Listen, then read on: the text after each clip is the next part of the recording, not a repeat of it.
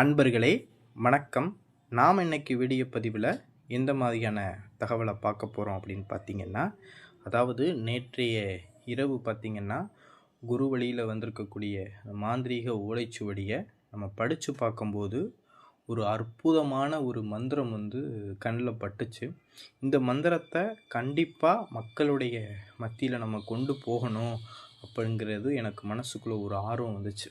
ஏன்னா இந்த மந்திரம் பார்த்திங்கன்னா ஏகப்பட்ட நலன்களையும் ஏகப்பட்ட செல்வ சுகபோகங்களையும் தரக்கூடிய ஒரு அற்புதமான மந்திரம்.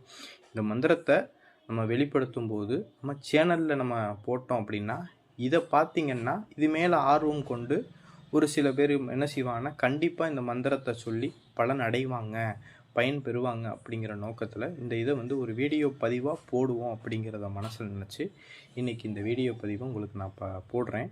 அதாவது இந்த மந்திரத்தை நான் ஓலைச்சுவடியில் வாசிக்கும்போது என்ன குறிப்பிட்டிருக்கு அப்படிங்கிறத நான் படித்து காமிக்கிறேன் பாருங்கள்.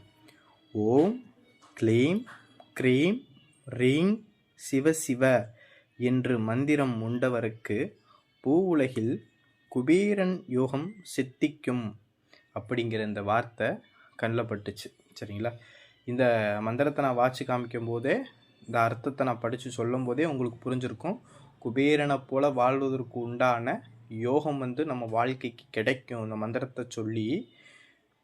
அதாவது என்ன, இந்த மந்திரத்தை தினமும் உண்டவருக்கு, சரிங்களா, தினம் அதாவது சாப்பாடுங்கிறது டெய்லி சாப்பிடுவோம், ஒரு நாள் விட்டு ஒரு நாள் சாப்பிடுவோமா? சாப்பிட மாட்டோம். அதே போல் உண்டவருக்கு அப்படின்னா தினசரி இந்த மந்திரத்தை சொல்லி சிவபெருமானை வழிபடுறவங்களுக்கு இந்த பூ உலகில் குபேரனை போல், அதாவது செல்வத்துக்கெல்லாம் தலைவர் யார் அப்படின்னு பார்த்தீங்கன்னா குபேரர் தான்.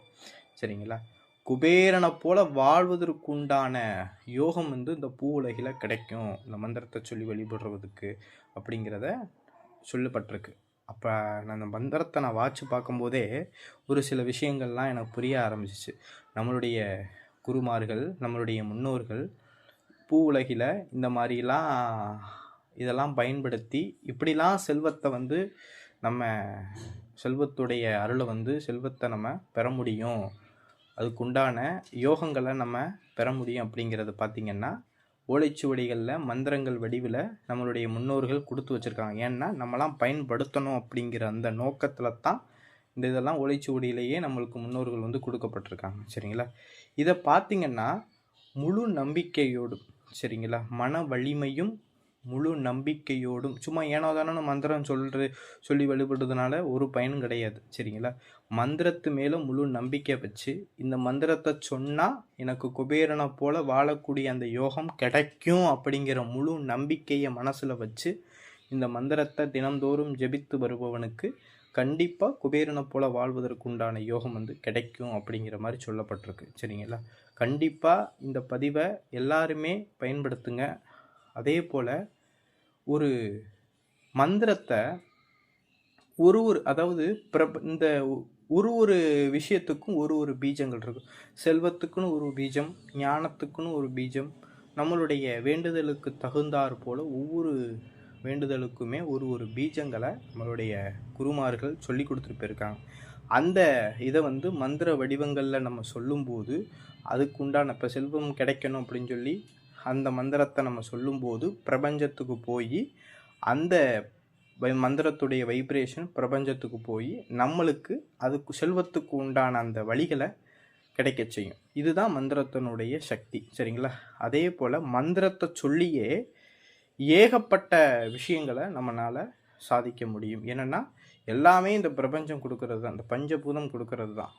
பிரபஞ்சம் பஞ்சபூதம் எல்லாமே இறைவன் ஒருத்தன் தான். சரிங்களா?